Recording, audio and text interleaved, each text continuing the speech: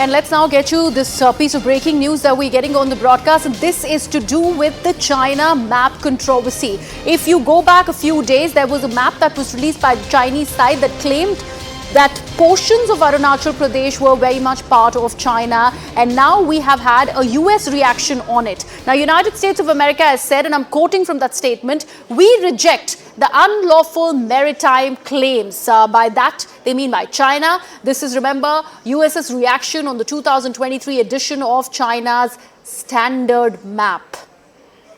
My colleague Arunima is joining us with more details here. Arunima, this is not the first time that the United States of America has been critical on China when it is about the map issue, and also especially ahead of G20 in India. Okay, I seem to have lost that link with my colleague Arunima. We will try and re-establish that connection.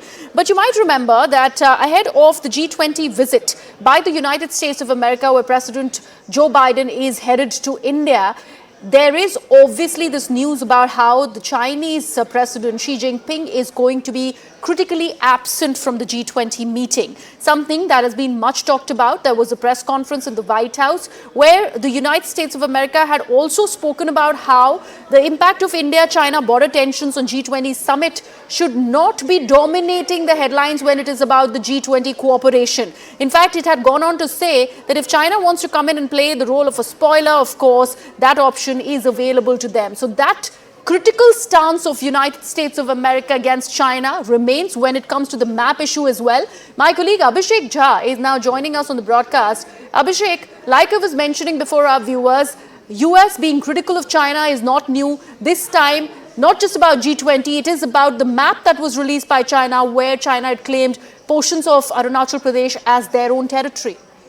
Of course, just days before this G20 summit is going to happen, Chinese map has not gone down well with several of the countries. In fact, ASEAN summit, which is going to happen, which has already started in Indonesia, where several ASEAN member countries, they have also been impacted by the latest Chinese map that includes the sovereign territory of India and Malaysia, Vietnam, and other countries in the ASEAN as well. There has been widespread condemnation also of the Chinese map. We have seen statements coming from Malaysia, Brunei, of course, India, and other parts of the world as well.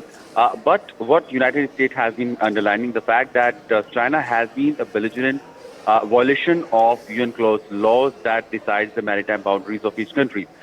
So whenever Chinese map has released or whenever Chinese aggression has happened in the maritime boundaries, be it in South China Sea or towards Japan, we have always seen such issues happening with the Chinese side with least concern for the international law or the rules-based order. So this is where the United States is trying to criticize China.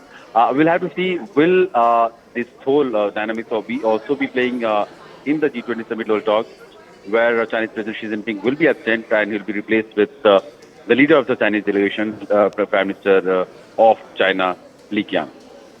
Thank you so much for that, Abhishek. We'll, of course, keep coming back to